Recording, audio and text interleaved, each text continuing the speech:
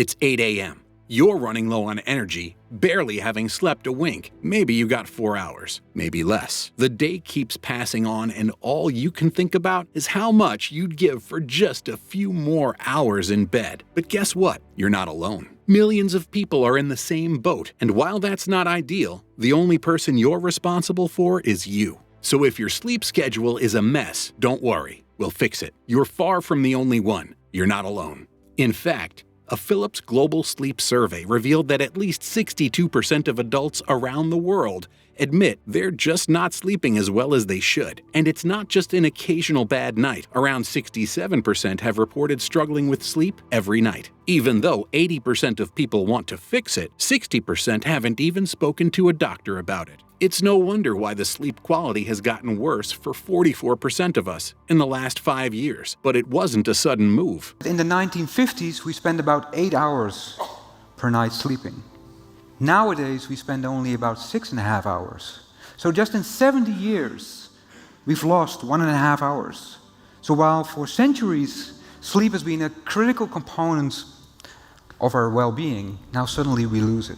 And let's be realistic here. Losing something we've relied on for centuries can't be good for us. For generations, sleep was essential, and now we're expected to believe we can function on just 4 hours because some motivational speaker who's making millions and has a whole team of people doing everything for him told us we don't need it. The truth is, you do need sleep, and here's why. Why sleep is so important for your brain and body. Now, I know you might be thinking, okay, I get it, sleep is important, move on. But we need to know exactly why. When you sleep, your brain is actively sorting through the information you've learned during the day. This process, known as memory consolidation, happens during deeper stages of sleep, like REM and slow-wave sleep. So if you're regularly cutting sleep short or pulling all-nighters, you're not just making it harder to remember things, you're actually damaging your ability to learn and retain new information. Studies show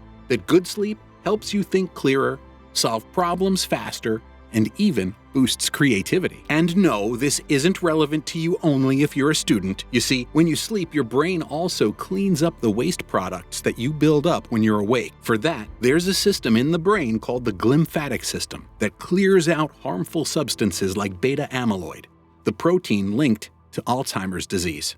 Without enough sleep, this cleaning process slows down and causes those toxic substances to build up, which could lead to serious brain problems down the line. Oh, and by the way, this can also increase your risk of developing chronic traumatic encephalopathy, a condition that's often linked to repeated brain injuries. Still think you can survive on just a few hours of sleep? Lack of sleep can mess with your brain's ability to clear out alpha-synuclein, a protein linked to Parkinson's disease. If it builds up, it can worsen symptoms over time. So yeah, losing sleep affects your brain in some pretty serious ways. But that's not all. It also messes with your body. When you sleep, your immune system releases proteins called cytokines that fight infections and manage inflammation. If you're sick, stressed, or injured, your body needs more of them. But with poor sleep, you produce fewer, leaving your immune system weaker and making you more vulnerable to illness. That's not all. Long-term sleep deprivation messes with your metabolism, hunger signals, and blood pressure, leading to serious conditions like obesity, diabetes, and heart disease. In fact, a study by the American Heart Association, which looked at brain scans from nearly 40,000 middle-aged adults, found that both too little and too much sleep can trigger changes in the brain that increase the risk of stroke and dementia. They also discovered that healthy brain activity, measured by something called fractional anisotropy, was lower in people who didn't get the right amount of sleep. Now, before you think too much sleep is just as harmful as too little, let me clarify. It's all about balance. Getting around 7 to 9 hours of sleep each night keeps your brain functioning at its best, reduces signs of brain aging, and lowers your risk of serious health problems. Every disease that is killing us in developed nations, from cancer, Alzheimer's, diabetes, cardiovascular disease, stroke, even suicide, they all have significant and causal links to insufficient sleep. And this is coming from someone who has spent more than 20 years studying sleep. So now that we've covered the brain and body, let's talk about something equally important: sleep hygiene. What is sleep hygiene, and why does it matter? Many people have trouble falling asleep or staying asleep, and while taking sleep medicines may be tempting, exploring potential lifestyle change is a better approach. Sleep hygiene refers to the habits and behaviors we cultivate to sleep well on a regular basis. So yeah, it's not exactly scrubbing your body before bed. Sleep hygiene is all about the habits that help you get the best quality sleep possible. Our bodies love routine. We're wired to follow the natural rhythm of day and night. So consistency is key. If you're constantly switching up your sleep schedule, like staying up till 3 a.m. during the week and then sleeping in on weekends, your internal clock gets out of sync. And when that happens, falling asleep gets harder. And even if you do fall asleep, it's not as deep or restorative. The trick is to get up and go to bed at the same time every day, even on weekends. That way, your body stays in sync with its natural rhythms. And trust me, you'll feel way better. But then there's the struggle of just lying in bed for hours, staring at the ceiling, wishing we could just fall asleep.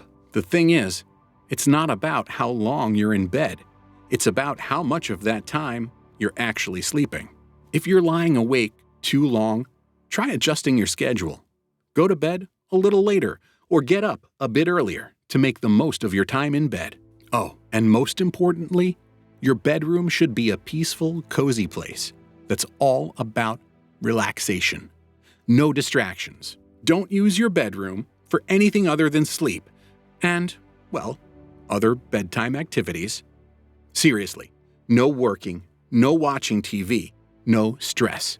Keep the bedroom a space for sleep only, and you'll be amazed at how much better you sleep. You might have heard this one, but if you're serious about improving your sleep, try cutting back on caffeine. That means no more than 2 cups a day, and definitely no caffeine after noon. And while a drink before bed might make you feel drowsy, alcohol actually messes up your sleep cycle. So keep it light. Oh, and nicotine's a stimulant, so try to ditch the smokes as well if you can.